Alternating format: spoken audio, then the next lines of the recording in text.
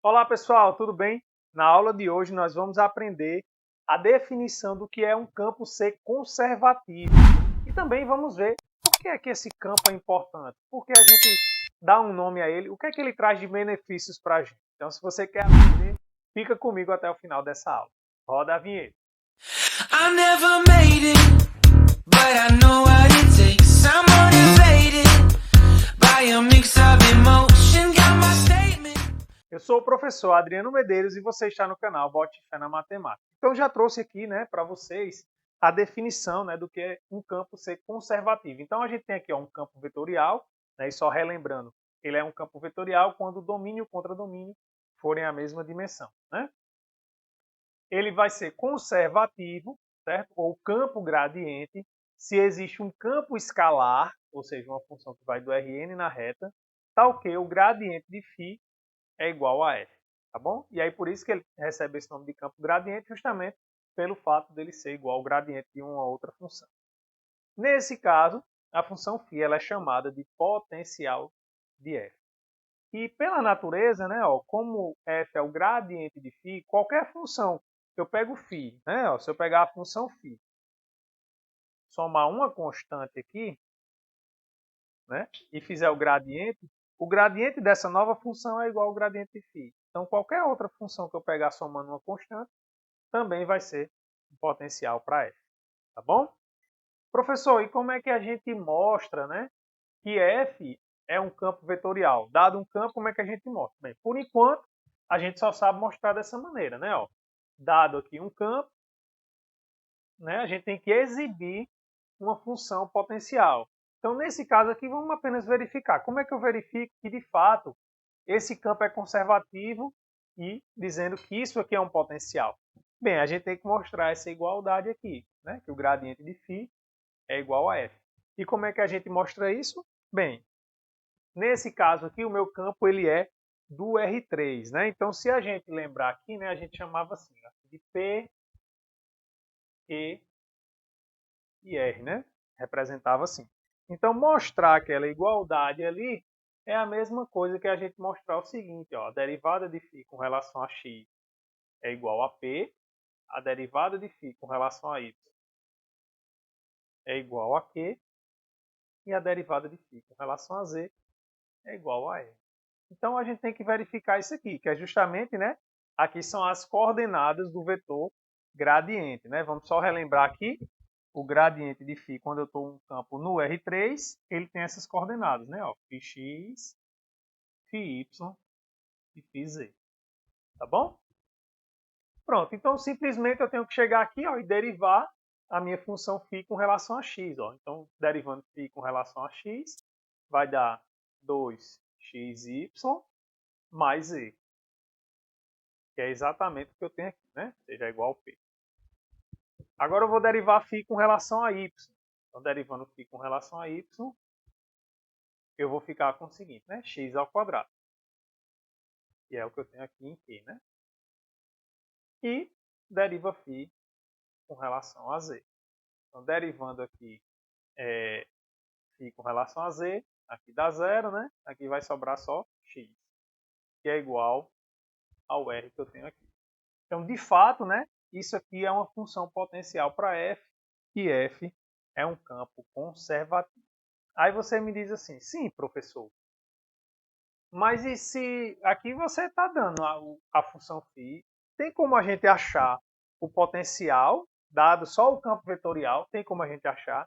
Tem. Vamos ver como é que faz? Tem. Então, nesse exemplo agora que eu trouxe para vocês, a gente vai mostrar que f é um campo conservativo. E, por enquanto, a gente só sabe mostrar que um campo é conservativo exibindo uma função potencial. Então, a gente deve o quê? Deve encontrar, A gente deve encontrar uma φ que vai do R3, que é o domínio desse campo, na reta, tal que o gradiente de φ é igual a f, tá certo? E aí eu já vou colocar aqui, colocando as coordenadas. Então, olha só, tal que φx seja igual a x ao quadrado, que é o p, φy seja igual a y e φz seja igual a menos 3z. Tá? O que é que eu estou falando aqui? Estou falando que o gradiente de φ é igual a f, que é justamente o que diz a definição para a gente. Beleza. E aí, professor, o que é que a gente vai fazer? Então, bem, você pode criar a sua estratégia, né? Você é livre para criar uma estratégia para fazer, só que eu costumo usar uma sequência de passos aqui, em que, se você seguir, né, certamente você vai conseguir fazer também. Mas, como eu falo, nada impede que você crie uma lógica diferente da minha e também consiga fazer, tá certo? Olha só, como é que eu costumo fazer esse tipo de exercício? Eu costumo ir seguindo realmente a ordem que aparece aqui, né, nas equações. Então, o que é que eu vou fazer? Ó? Eu vou primeiro integrar essa primeira equação aqui com relação a x. Tá certo? Então, esse é meu primeiro passo. O que é que eu faço? Eu integro 1 com relação a x. Então, a gente fica com isso aqui. Ó, a integral, vou chamar aqui, na verdade, assim, de i, 2i e 3i. Tá? Então, integrando com relação a x e de forma indefinida, tá? Isso aqui vai ficar integral de x ao quadrado dx. Tá? E aí, o que é que acontece? Aqui, ó, observe que eu estou integrando com relação a x, a derivada com relação a x. Então, pelo teorema fundamental do cálculo, isso aqui vai me dar a própria função, φ de x, y, z, igual a integral de x ao quadrado, que é x3 sobre 3. Só que aqui tem um pequeno detalhe, que é o quê? Lembra, eu estou integrando de forma indefinida. E aí a gente lembra, quando a gente aprendeu integral indefinida, que sempre que eu faço isso, vai aparecer uma constante. Lembram desse detalhe? Só que aqui o fato é o seguinte. Como essa função aqui ela depende de x, y e z, aí a gente já lembra do que a gente aprendeu em integrais duplas e triplas. Quando eu estou fazendo uma integral dupla e eu estou integrando com relação a x, eu encaro o y como constante. Então, aqui é a mesma coisa, é esse mesmo raciocínio. Ou seja, como eu estou integrando em x, então eu vou encarar y e z como constantes. Então, essa constante que vai aparecer aqui, ela é uma função que vai depender de y e z. Tá bom? Como é que a gente consegue confirmar isso, professor? Deriva aqui com relação a x.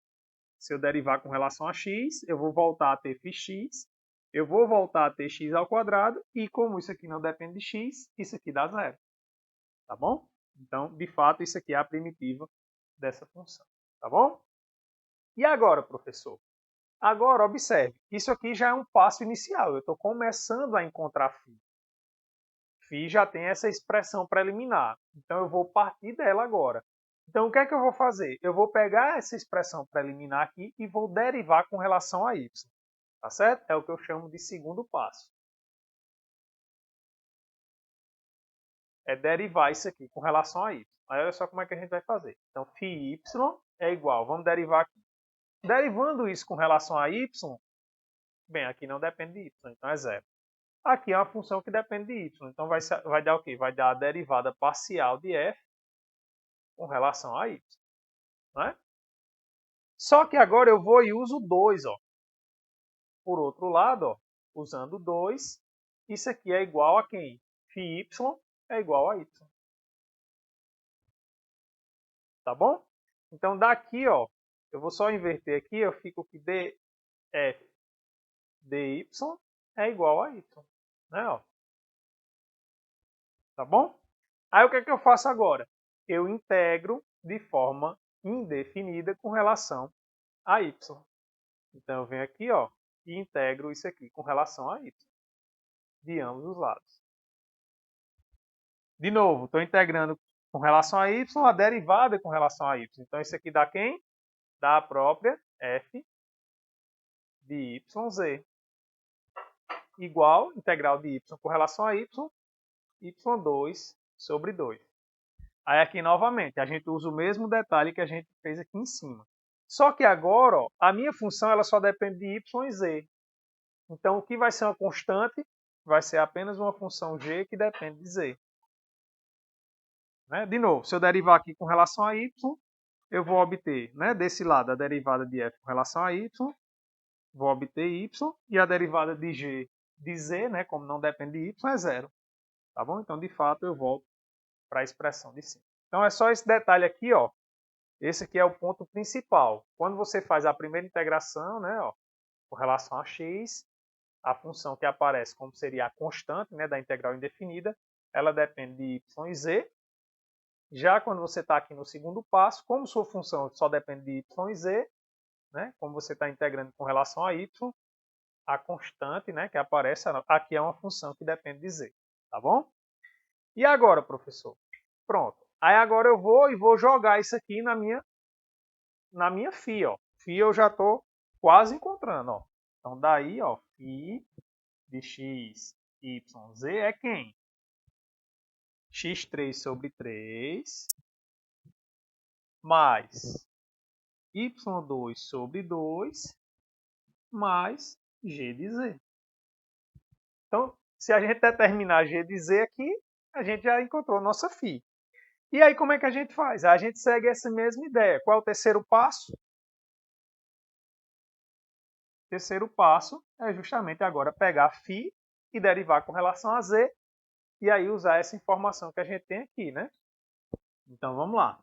Vou derivar aqui φ com relação a z. Φ com relação a z. Vai dar aqui é zero, e aqui, como só depende de uma variável, eu vou colocar só, ó, g' de z. Tá certo? Só que usando 3, isso aqui é igual a menos 3z. Pronto. Aí o que é que eu faço? Ó, integro ambos os lados com relação a z. dz. Pronto. Integral de menos 3z vai dar menos, então a gente fica, ó, menos 3z ao quadrado sobre 2. Estou derivando com relação a z, integrando com relação a z. Então isso aqui vai dar igual a g de z. Só que observe, né, como é uma integral indefinida, então a gente tem que aparecer o quê? Mais uma constante. Então g de z é menos 3z ao quadrado mais uma constante. Tá bom? E agora sim, é uma constante mesmo, né? Porque aqui eu estou integrando a função de uma variável. Pronto, então esse é nosso campo. Basta a gente jogar g aqui, tá certo? Vou só apagar aqui para a gente finalizar. Então aqui só finalizando, né? Vou reescrever quem é φ. Tá aqui, né? Ó, x3 sobre 3 mais y2 sobre 2 menos 3z ao quadrado sobre 2 mais uma constante. Justamente aquilo que eu falei para vocês, né? Qualquer função somando uma constante vai continuar sendo uma função potencial para f. Então, de fato, o que a gente acabou de encontrar aqui foi uma família, né, de potenciais para esse campo f. Tá bom? Beleza, professor. A gente já viu. Se a gente já tiver o potencial, a gente sabe, né, demonstrar que Agora, a gente também já viu o seguinte, se o campo, dado o campo, a gente consegue encontrar, né, o potencial para ele seguindo esses passos, mas como é que a gente sabe que esse campo é conservativo de um outro jeito? Porque a gente pode ter esse trabalho todinho e não encontrar, né? Exatamente. Então, a gente vai ter um resultado que ele vai nos dizer se aquele campo é conservativo ou não, tá? E aí depois disso a gente vai partir para encontrar a função potencial. Mas isso vão ser cenas dos próximos capítulos, tá? Mas calma aí que a aula ainda não terminou. Lembra que eu falei para vocês o quê? Eu disse qual a importância da gente ter um campo conservativo, né? E a importância é que a integral de linha ela independe do caminho quando a gente trata com o campo conservativo, tá?